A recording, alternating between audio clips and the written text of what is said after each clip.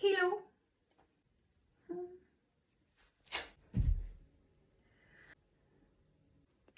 ഒന്നും രണ്ടൊന്നും അല്ല കേട്ടോ.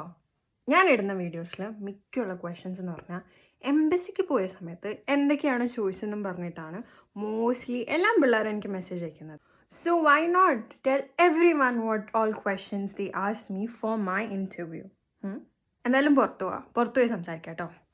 നമ്മൾ പോകുന്ന കൺട്രിയിലെ എല്ലാ ഡീറ്റെയിൽസും പഠിച്ചു വെക്കുന്നത് ഭയങ്കര ഇമ്പോർട്ടൻ്റ് ആണ്. ചെക്ക് റിപ്പബ്ലിക് ആണെങ്കിൽ check റിപ്പബ്ലിക്കിൻ്റെ bordering country, check republic എപ്പോഴാണ് ഫോം ചെയ്തത്, അങ്ങനത്തെ ഡീറ്റെയിൽസ്. ഞാൻ വേറൊരു കാര്യം കൂടി പറയാം. ഞാൻ ഈ പറയുന്നതെല്ലാം ഞാൻ വന്ന സമയത്തുള്ള ക്വസ്റ്റ്യൻസ് ആയിരുന്നു. അന്ന് കുറച്ചും കൂടി ടഫായിരുന്നു. അത് എന്നോട് ചോദിച്ചത് കോഴ്സിനെ പറ്റിയിട്ടായിരുന്നു, എൻ്റെ യൂണിവേഴ്സിറ്റി ക്യാമ്പസും കാര്യങ്ങളൊക്കെ ആയിരുന്നു. അഡ്രസ്സ് ഉൾപ്പെടെ കാണാതെ പഠിക്കും. Why choose this country, why this particular course.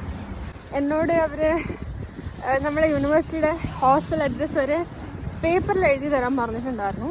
എത്ര സെമസ്റ്റർ ഉണ്ട്, അതിൽ എത്ര സബ്ജക്ട്സ് ഉണ്ട്, ഓരോ സബ്ജക്റ്റിൻ്റെ പേര് എഴുതി തരാൻ പറയും. ആ സബ്ജക്റ്റിൽ എത്ര ക്രെഡിറ്റ്സ് ആണ് ഓരോ സബ്ജക്റ്റിനുള്ളത് എന്നും കൂടി നമുക്ക് എഴുതി തരാനൊക്കെ പറയും. നിങ്ങളുടെ പ്രോസസ്സ് നിങ്ങൾ സ്വന്തമായിട്ടാണോ ചെയ്തത്, അല്ലെങ്കിൽ ഏതെങ്കിലും കൺസൾട്ടൻസീസ് ആണോ നിങ്ങൾക്ക് ഹെൽപ്പ് ചെയ്തെന്നുള്ള ക്വസ്റ്റ്യൻ. എൻ്റെ കേസിൽ ഞാൻ സ്വന്തമായിട്ട് ചെയ്തെന്നാണ് ഞാൻ അവരോട് പറഞ്ഞത്. ആൻഡ് അവർ എന്നോട് ചോദിച്ചിട്ടുണ്ടായിരുന്നു യൂണിവേഴ്സിറ്റിയിൽ ആരെങ്കിലും പരിചയമുള്ള ആൾക്കാരുണ്ടോ, പരിചയമുള്ള ആൾക്കാരുടെ പേര് എഴുതി തരാൻ പറഞ്ഞിട്ടുണ്ടായിരുന്നു.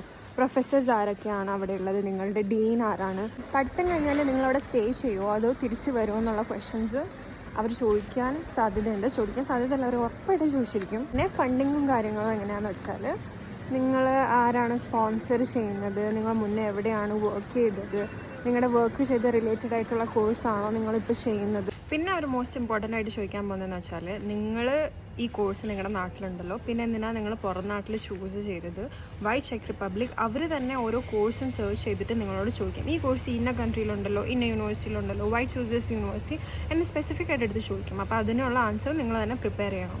So I hope the video was very informative and ta-ta!